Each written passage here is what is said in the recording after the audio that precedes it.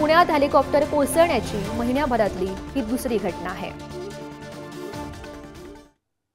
तर या अपघातावर सुप्रिया सोये आणि संग्राम जगताप यांनी नेमकी काय प्रतिक्रिया दिलेली आहे तीही पाहूयात।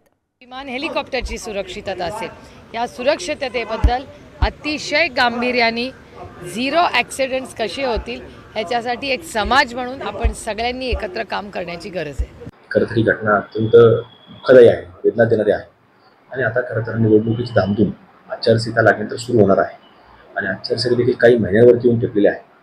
तर असे प्रवास करणारे अनेक नेते हे राज्यामध्ये असतील, त्यामुळं या कुठल्याही त्याचा अपघात कुठल्याही हेलिकॉप्टरचं होऊ नये त्याची कंपनीने काय काळजी घ्यावी, त्याचं काय नियोजन असलं पाहिजे याचं देखील खरं तर आता शासनाच्या वतीनं, सरकारच्या वतीनं किंवा उड्डाण मंत्रालयाकडनं हे याच्यावरती खरं तर उपाययोजना राबवणं गरजेचं आहे।